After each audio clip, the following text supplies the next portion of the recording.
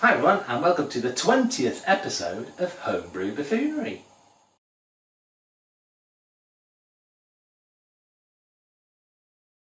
So today is the first day of my double vessel, double pump, infinity loop brew setup, and I'm going to be brewing a black IPA.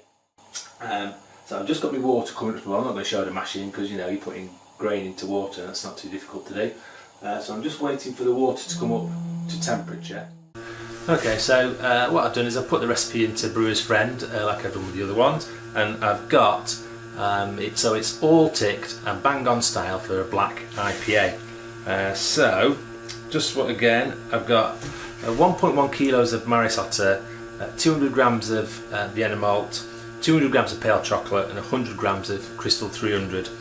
I've got 10 grams of Amarillo at 45 minutes in the boil and 10 grams of Mosaic at 15 minutes in the boil with some Wilflock in there as well. And I'm using the Mangrove Jack M44 West Coast yeast. I'm using half a pack of that. And just turn the temperature down there on the old second pot. And so on Brewer's Friend I've got all the things ticked. So as you can see, I've got everything ticked, all nice and green. Original gravity hoping for 1064. This is with 65% efficiency, so if it's any higher than that, I'm getting more efficiency with the two-pot system, which is good. Final gravity 1014. ABV is 6.62, 75 IBUs and 34 SRM colours, so it's going to be pitch black. But hopefully it won't be stouty at all. I'm a bit worried about the pale chocolate malt. I'd like to do the IPA and make it black, but use a malt that's less flavoured, I suppose. So I don't want a stouty IPA. I'd still like to try a clean IPA, and maybe have to think about another way of darkening the beer. Okay, so here's our tea vessels. This is my mash vessel. It's got my fabric filter brew in a bag thing in it. And what I've got is they're completely duplicated. So there's a return valve at the top, and the ball valve is on the other side because I couldn't figure it out to get the pumps in the right position. So what I've done is I've got the ball valve coming out here through the pump into this return valve, and then I've got a ball valve coming out the back there through the pump into this return valve. What's going to happen is the first 10 minutes or so this is just going to recirculate on its own, and then after 10 minutes, once the grain bed is set, I'm going to switch this hose to there and that hose to here, and then we'll have an infinite figure of 8 loop going, and I'll keep an eye on the temperature of this water here because that will feed in to keep that water temperature correct for the mash. Okay, so we've got the mash going now, and it's been running about 3 or 4 minutes, and I'm just going to give it another 5 minutes or so to settle in, and then I'm going to swap the connectors over. So I'll swap the pumps over, turn the pumps off, swap them over, and then start both pumps going. So I'm just waiting on the second kettle to reach 66 degrees, and I'm going to keep a really close eye on it there. What I'm hoping for is, because I've got about 8 litres in here and I've got another 4 litres in there, is that I might get a decent amount of work. I might have enough for maybe 6 or 7 litres, so I'll be able to partially fill 2 demijohns, so I might get a bit more out of it, a bit more beer out of this in the long run. And then what I'm going to do, once we've done the first grain, because I'm running about 65% efficiency, what I'm going to do is I'm going to do a raw ale with whatever's left in here.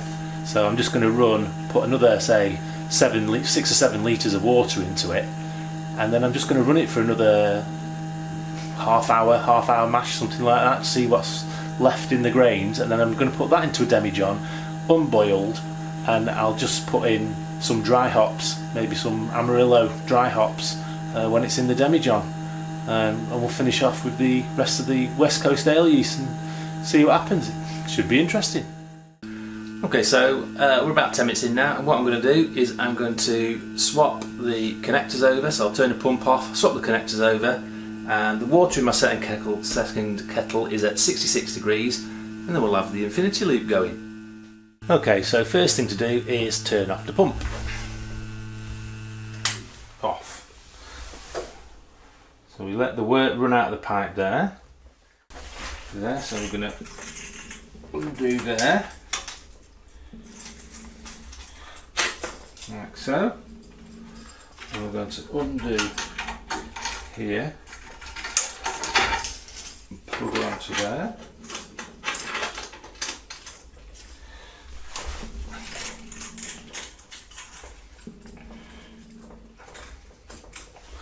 And then this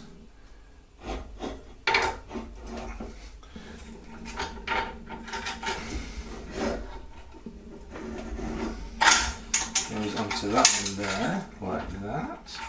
Okay, so we're all ready to go now. So the water is going to turn both pumps on. Let's make sure that ball valve is open and midges, because we need to balance these pumps out here. The ball valve there, fully open. And the water is coming through there. So let's switch on both pumps and see what happens. Okay, so this is the sort of brew kettle really. This is where I'm going to do my boiling, and the one thing I have found is that it's very important to have the output here through that pump the same as the output here through that pump, because the water level changes quite rapidly. So I think I've got it about right now, and I've got my temperature more or less bang on. We've got about 25 minutes to go, and what I'll notice is, I've seen this in the video that I'm basing this whole system on, is that there is a little whirlpool going on in there. So the wort is actually moving around quite nicely, and I have to say it is looking really clean, and I'm really happy with it. Really happy. I'm hoping I'm going to get a decent efficiency out of it.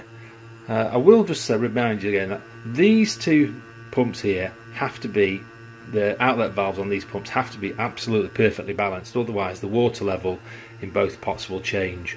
But I think I've just about got it spot on, and I'm right happy, you know. This is all going swimmingly well.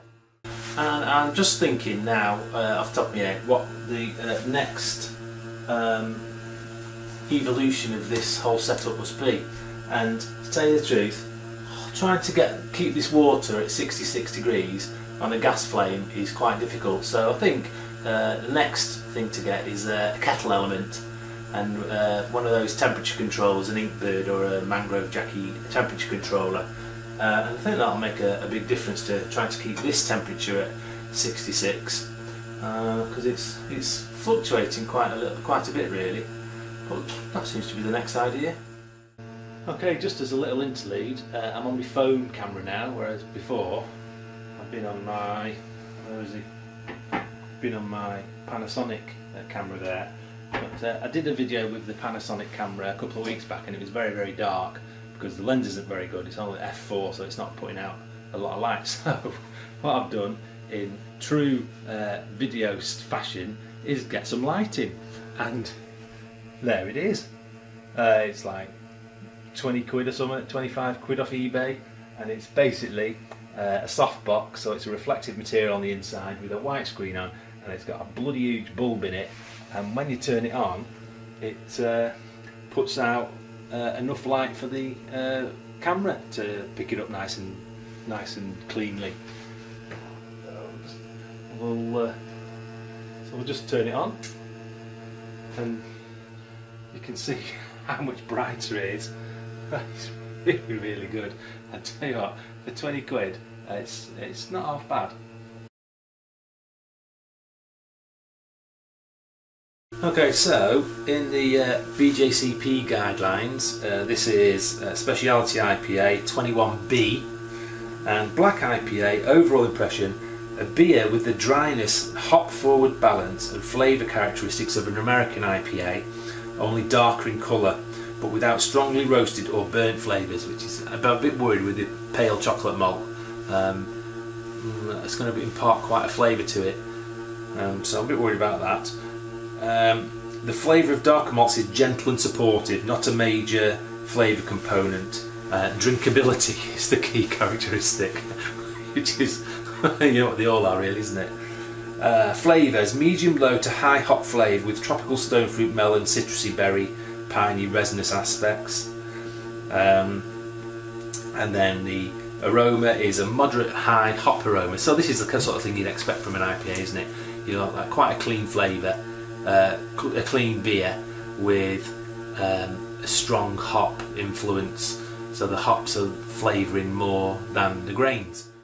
So one of the interesting things is the characteristic ingredients, and it says it's debittered roast malts for colour and some flavour without the harshness and burnt qualities. American and New World hop varieties that don't clash with roasted malts. So again, it's the pale chocolate that I'm particularly worried about. Not so bad with the Crystal 300. It does smell a bit raisiny, but it's not too bad. First commercially produced as Black Watch IPA around 1990, so it's not an old style at all, really, is it? Southern California, known as a Cascadian Dark Ale in the Pacific Northwest from Seattle area, Vancouver area, which is great. Seattle and Vancouver are great places to be. Had some nice beer up there. So I just think it's a bit of a quirky beer. You know, you look at it, it's pitch black with that sort of off-white head, and you think it's going to be stouty. And if I can get something that's really clean and fresh and hoppy, citrusy, because we're using Amarillo and Mosaic, so hopefully get some citrusy out of it. That'd be quite a nice contrast. Okay, so we're at the end of the mash now. So what I'm going to do is, firstly, I need to get all the wort into this kettle from that kettle. So I'm going to turn this pump off, close the ball valve, and then fill her up till I'm going to get about 9 litres, I reckon. And then it'll be interesting to see what's left in this ball valve. So let's do that. Pump, ball valve, in that order. So now what we see is the level in here going down and the level in here going up very slowly. It seems to be flowing okay at the minute, but let's see where we get to. Okay, so what we got in here is about 8.5 litres. So that means in here there's about 2 litres left, because there's 2 litres of space below the ball valve.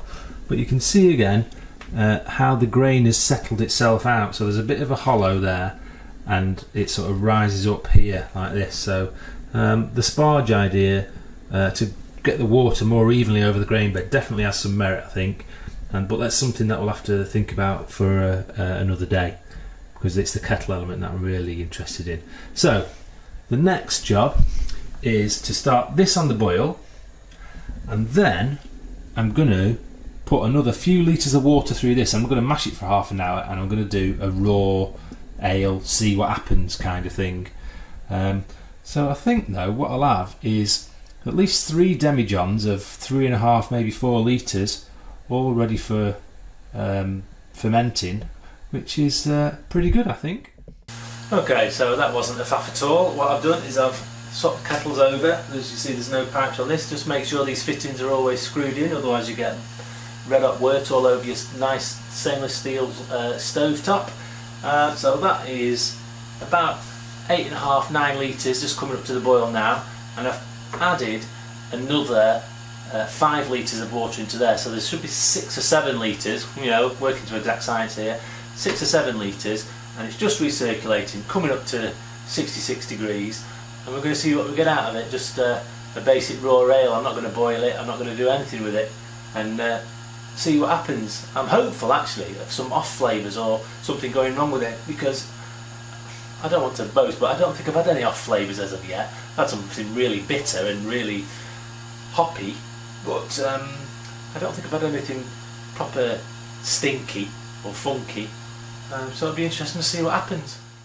Okay, so we've got both things on the go now, the proper beer has come to a boil, and we're going to add 10 grams of Amarillo at 45 and 10 grams of Mosaic at 15 with a bit of whirlflock, and the experiment rinse off ale, which is happily chugging away at 66 degrees, is going to stay there chugging away at 66 degrees for the length of this boil. And then I'm just going to lift the grains out, let them drain, wait for it to cool, and put her in a demijohn, I think. Should have let her boil? No, I'm just going to put her in a demijohn to see what happens. Okay, so here's my little bag of 10 grams of Amarillo, and I'm just going to hang them on there, like that. There we go, hanging on the return valve, and back in half an hour to put in some Mosaic. Okay, we've got about 10 minutes left, so I've put my Mosaic hops in. That's hanging off my return valve there in the hop bag, and what I've got is a quarter of a teaspoon of whirlflock, and in that goes. I think I'm going to get about 7 litres, maybe just over 7 litres. What I'll do is I'll split the batch, and then I'll cut the yeast packet in 3 and put a third in each of the demijohns, because there'll be 2 demijohns for that one and 1 demijohn for that one, and see how we go from there. Okay, so we have done with the mash there on the raw ale, and we've done with the boil now. So what I'm going to do is I'm going to give the proper beer, the black IPA, a good strong whirlpool, and I'm going to leave it for 20 minutes. I'm going to put it into me cooling pan and get it cooled down. The raw ale there, I'm just going to let sort of cool down naturally, really. I might cool her down in the cooling pan later on, depending on what the temperature is, but I'm just going to let it be, see what happens. Okay, so I've made a pretty big mistake because I didn't adjust my grain bill for the size of the batch, so I need to use more grain if I'm going to do this again. So my final gravity, my original gravity, sorry, is 1040, which is 24 points lower than what it should be. So I'm going to run it anyway. I've got 7.5 litres. I'm going to split the batch, split the yeast, and we'll run it to see what it gets down to. It could get 4.5% or something like that. I will say that is quite dark. Is it black? Possibly not. But it is very dark, and it is very hoppy. So, yeah, it might work. Okay, so here we are. Just about to put the wort into there. I've whirlpooled it. I'm going to use my auto siphon this time, so it should be a lot cleaner. And yeast it up, and away we go.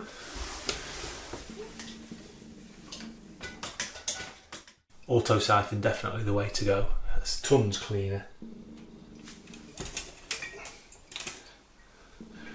What we'll do is we'll put it up to about here, and then we'll fill the second one.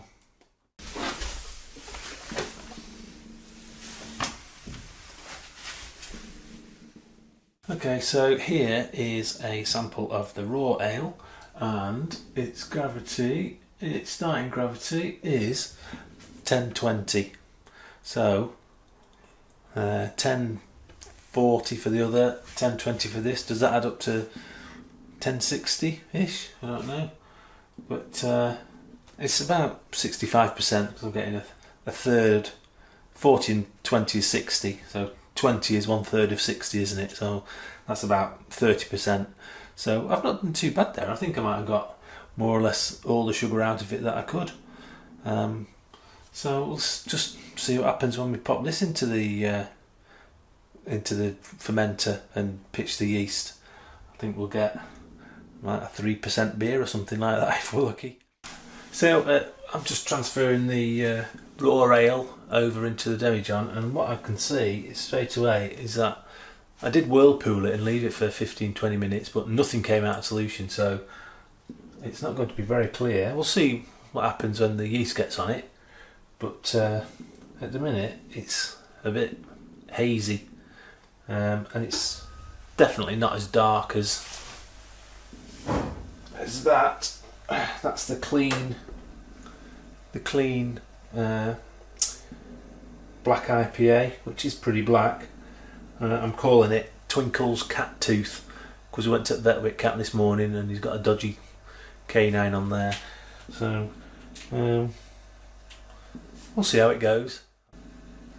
I'll definitely get 5 litres out of it. I'm going to have to stop it in a minute because it's going to overflow. But, you know, before it happens, if you've got any comments about what's happened today or what might happen in the future, give us a comment below. And you know, you can like and you can subscribe and go out and be raw.